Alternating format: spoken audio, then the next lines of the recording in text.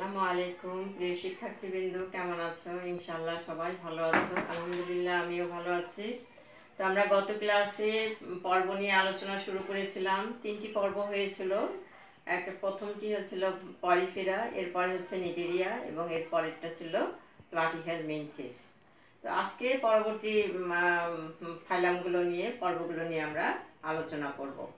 তো তোমরা নিশ্চয়ই গত তিনটি পর্ব সুন্দরভাবে বৈশিষ্ট্যগুলো শনাক্তকারী বৈশিষ্ট্যগুলো ভালো করে স্টাডি করেছো এবং প্রত্যেক পর্বের দুটো করে প্রাণীর বৈজ্ঞানিক নামও তোমাদের আমি জেনে রাখতে বলেছিলাম। তো ইনশাল্লাহ আজকেও আমরা পরবর্তী প্রাণীগুলোর নামও জানবো এবং এগুলোর শনাক্তকারী বৈশিষ্ট্য সম্পর্কে আমরা আলোচনা করব। আজকে পরবর্তী যে পর্বটি রয়েছে সেটি হচ্ছে নিমাটোডা।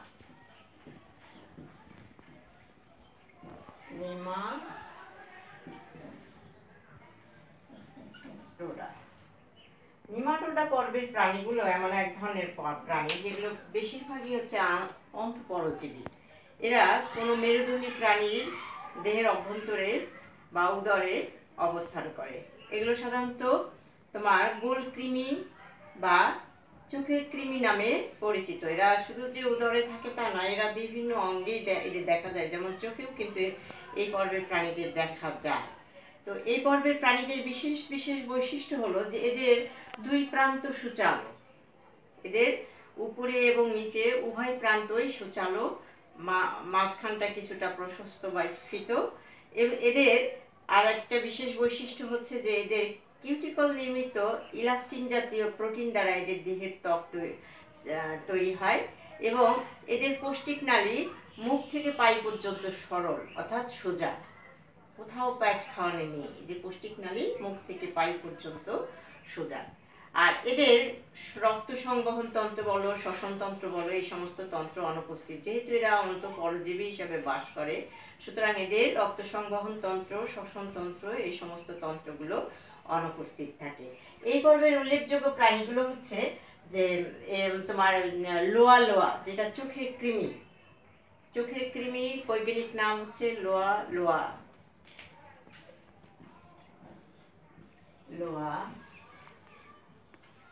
এটি হচ্ছে চোখের কৃমির বৈজ্ঞানিক নাম। এই প্রাণী, এই জীবাণুটা সাধারণত চোখের সাদা অংশে অনেক সময় অনেকের থাকে এবং এটির কারণে চোখ অনেক সময় চুলকায়।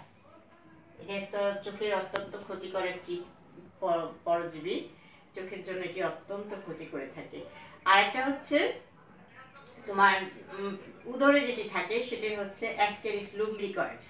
সেটি সাধারণত আমাদের প্রত্যেকেরই পেটে যে এটা থাকে, পরজীবীটা অবস্থান করে এবং এটি অল্প পরিমাণে থাকা ক্ষতিকর নয়, কিন্তু অধিক পরিমাণে হলে বা মানুষের রক্ত শূন্যতা দেখা দেয়।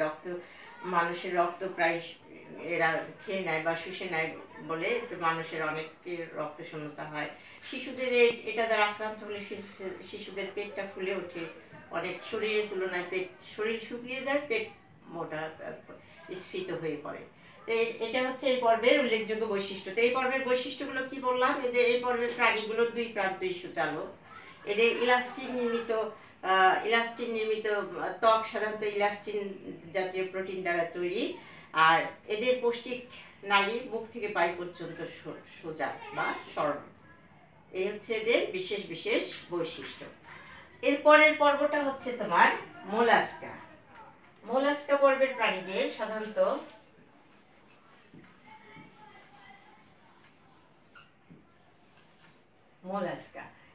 এই পর্বের প্রাণীরা সাধারণত তোমার শামুক, ঝিনুক, এই সমস্ত প্রাণী তোমরা দেখেছো। শামুক, ঝিনুক, অক্টোপাস, তারপরে তোমার ললিগো, সেপিয়া, এই সমস্ত প্রাণীগুলো এই পর্বের প্রাণী।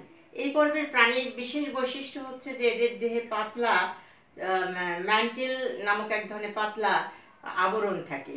এই পাতলা আবরণ থেকে এক ধরনের রস খরিত হয়, ম্যান্টেল নিঃসৃত রস যেটিকে বলা হয়। এই ম্যান্টেল নিঃসৃত রস দ্বারা এদের কি হয়? এদের শক্ত খোলক তৈরি হয়, দেহের উপরে একটি চুনময় শক্ত খোলক তৈরি হয়। আর এই খোলকের ভেতরে তাদের মাংসল অংশটি অবস্থান করে। এদের অঙ্কীয় দেশে মাংসল অংশের অঙ্কীয় দেশ থেকে একটি মাংসল পদ সৃষ্টি হয়। এই মাংসল পদের সাহায্যে এরা চলাচল করতে সক্ষম হয়। সম্মুখ অঞ্চলে কখনো কখনো অ্যান্টেনা থাকে এদের, যেমন পিলা গ্লোবোসা, এতে দেখা যায় যে অ্যান্টেনা সম্মুখ দেশে দেশে থাকে। এছাড়া এদের উল্লেখযোগ্য বিশেষ বৈশিষ্ট্য হচ্ছে যে এদের মুখ বিবরের অঙ্কীয় দেশে রেতি জিহ্বা বা রেডুলা থাকে। আর কি থাকে, এদের ফুলকাও থাকতে পারে। কিছু কিছু প্রজাতিতে ফুলকা থাকে শ্বসনাঙ্গ, আবার কিছু কিছু প্রজাতিতে ফুসফুস থাকে। অর্থাৎ এরা এমন একটি পর্বের প্রাণী যাদের কিছু পর্বের ফুলকা থাকে, ফুলকার সাহায্যে শ্বসন কার্য সম্পন্ন করে, আবার কোনো কোনো প্রজাতিরা ফুসফুসের সাহায্যে শ্বসন কার্য সম্পন্ন করে। এদের রক্তে পূর্ণ ক্ষুদ্র হিমোসিল থাকে, যে হিমোসিল নামক দেহ গহ্বর, এই দেহ গহ্বর রক্ত দ্বারা পূর্ণ থাকে। এই পর্বের উল্লেখযোগ্য প্রাণী হচ্ছে পিলা গ্লোবোসা, অক্টোপাস, ম্যাক্রোপাস, তারপর ললিগো, সেপিয়া, এই সমস্ত প্রাণীগুলো হচ্ছে মোলাস্কা পর্বের প্রাণী। এই মোলাস্কা পর্বের প্রাণীরা তোমার পর্বগত দিক দিয়ে দ্বিতীয় অবস্থানে আছে, এদের সংখ্যাগত দিক দিয়ে। পরবর্তী পর্বটা হচ্ছে অ্যানেলিডা।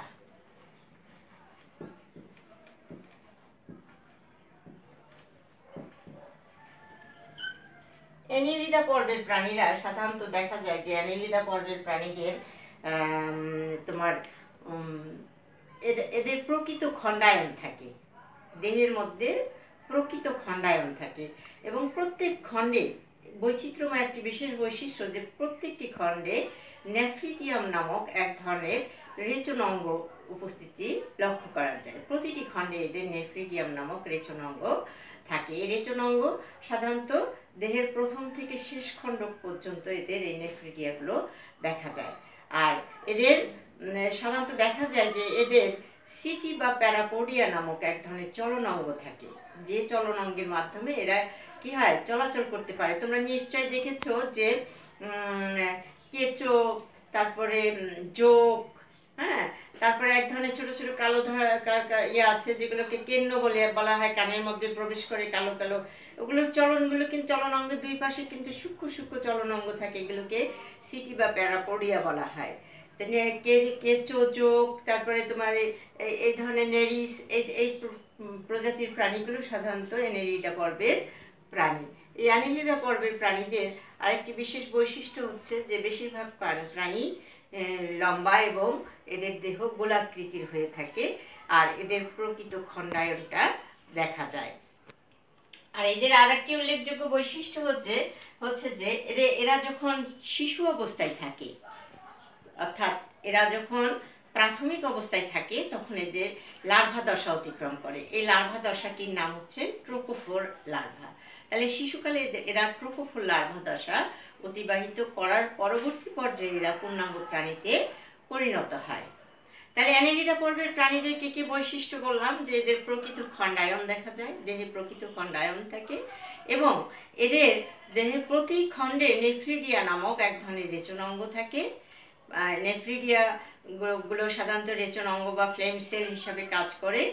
আর এদের সাধারণত চলনাঙ্গ হিসাবে সিটি বা প্যারাপোডিয়া থাকে। আর এরা সাধারণত শিশু অবস্থায় ট্রোকোফোর লার্ভা দশা অতিবাহিত করে। পরবর্তী পর্বটা হচ্ছে আর্থ্রোপোডা।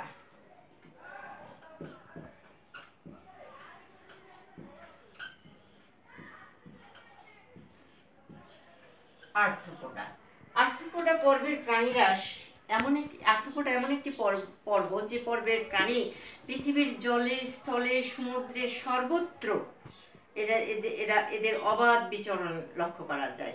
এই পর্বের প্রাণীদের সংখ্যা সবচেয়ে বেশি, এবং এই পর্বের প্রাণীরা পৃথিবীর তোমার অভিযোজনিক ক্ষমতাও এদের অনেক বেশি।